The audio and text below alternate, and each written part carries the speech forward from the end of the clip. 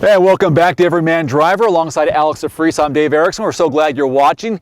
And remember to click on that subscribe button so you can receive updates on our new video uploads. We have a beautiful Laguna Blue Mitsubishi right here. And Alex, what is it?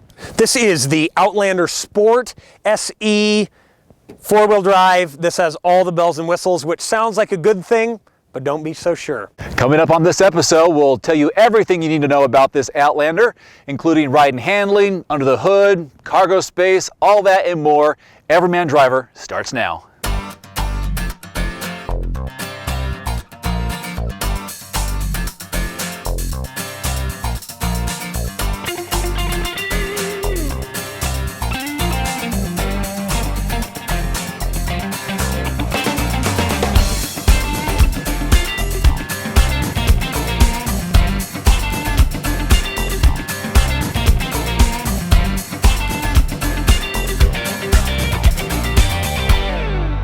There's only one engine offering in the Outlander Sport, and that is a 2-liter inline 4-cylinder that produces 148 horsepower. Now, that's adequate for a car this size, although this engine does feel a little rough and vibrates quite a bit on the road.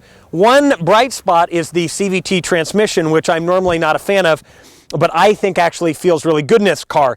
Dave doesn't like it as much, but Dave, you have to admit, it is great when it comes to the pump. You are correct there, sir. It is good when it comes to gas mileage. 24 miles per gallon is what is rated in the city and up to 29 on the highway. We've been getting right there in the middle of that for mixed driving. Well, enough about all this fuel nonsense. Let's take this bad boy for a spin.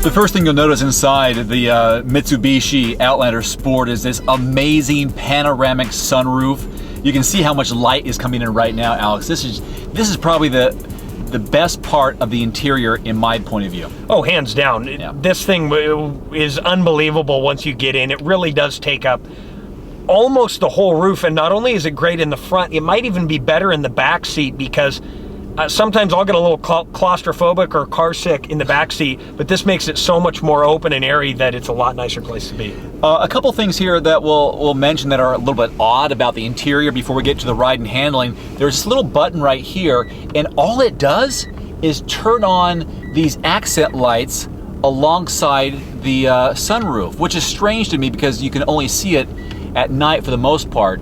It's kind of hard to see right now, but anyways, that's one little odd thing. Another one here is that the seat warmers for the driver and the passenger seat are kind of tucked in here between our seats and the center console, so it's not that easy to find. Usually you might want to have it here in the center stack. Third is how you can open the LCD screen for any CDs that you want to play in there. I think it's kind of strange. I don't really like it because it's kind of an odd format, and don't even get me started on how this is laid out, because there are no knobs to turn whatsoever. Basically, the stereo, which is awesome, we saw the subwoofer in the back. The stereo is done by Rockford Fosgate. My guess would be the head unit was done by Rockford Fosgate as well, although it is branded Mitsubishi. And it's like the whole system was state of the art 5 years ago, and now it's really dated. It's got a lot of cool features, but it's not laid out well. The screen is really poor quality. It's very pixelated, very grainy. And like you said, there is no knobs, although the speed is pretty good, but I do like to at least have the option, if you've got a touch screen, of also having the tactile buttons. One thing that I found interesting, this has got paddles, but it's got them mounted to the steering column. And a lot of times you'll see paddles that are mounted on the steering wheel. Now, some people like it one way, some people like it the other. I like the paddles mounted on the steering wheel as opposed to static like they are in this. Make sure to leave a comment on our YouTube channel and let us know which place you like the paddles, because it seems to be a hot issue. Let's talk about the ride and handling, because I'm not excited about it. I'm not a big fan. It just feels like it's slow. It's just, I don't know. I don't want to get up to speed. I know it's a smaller engine, but the engine says, don't push me too hard. No, absolutely. Other engines in this class don't have any more horsepower, you know, right around 150, but they feel better than this. This engine feels dated. It feels like it's working. You're getting a lot of vibration through the steering wheel, vibration through the gas pedal. You just can tell that it's not as refined as, you know, as something like an EcoBoost from Ford, or, you know, a 4-cylinder boxer from Subaru. Some of these engines that just are really well thought out. The steering in this is good enough. You know, electronic, comparable with most of the other stuff out there. But yeah, there is just an overall refinement that is missing. The ride is good, suspension's pretty good.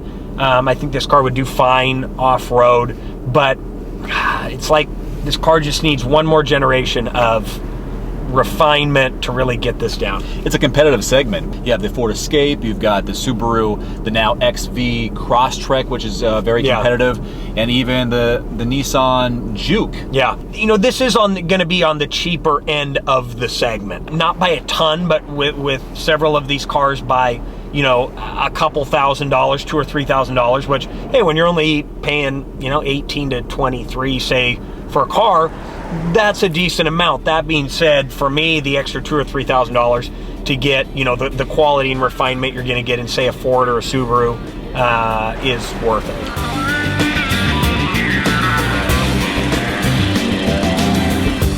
Rear legroom in the Outlander Sport is actually pretty good. This is not a huge car, and I'm 6'2". The seat here in front of me is positioned where I was driving, and although my knees are lightly pressing up against the back seat, this is really pretty good. I would say slightly better than or equal to most other cars in the class, so no complaints here. Dave, what's the trunk space like? Taking a closer look now at the cargo area here on the Outlander Sport. First of all, even though we have lots of bells and whistles on this one, being the top trim level that it is, there's no automatic button here on the key fob to open the trunk. Not a big deal. So once you do open it, a pretty decent amount of room. It actually goes back further than some of the competition, namely the Subaru Crosstrek, for example. This has a deeper back section, and of course a lot more room once you put the rear seats down. Beautiful sound system back here, even a spot for the spare wheel if you need it, with all the styrofoam back here. But this is the key. It's a little bit awkward to bring the seats down. I'll show you why. Look right here. Instead of a latch that comes down, or maybe even a knob to pull, there's a little arrow here that has you to push it down, and even then it's a little bit awkward to go down. Not that big of a deal, but something different. And here's kind of something nice. We have this pass-through, couple of cup holders, and this is where you press that down to make some more room for skis or longer items. Just a couple things different to consider when you're shopping for a Mitsubishi.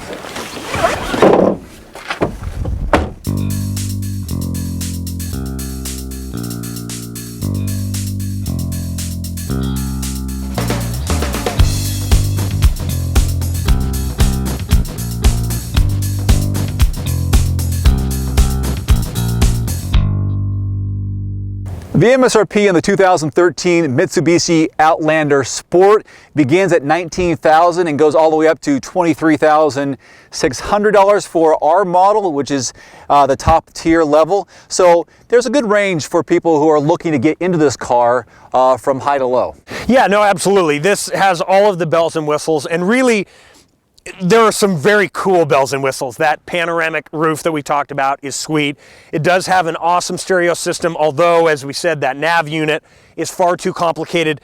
But I just can't get the feeling that Mitsubishi tried to put lipstick on a pig, for lack of a better analogy. And this car's not a pig, but it's not as good as some of the competition out there, just as a base platform to begin with. So what I'd like to see is come out with the next generation Outlander Sport, which is just better to begin with, add in a lot of the cool bells and whistles that they did here, and I think they've got something that could compete with the likes of, you know, Ford and Subaru, the really big players.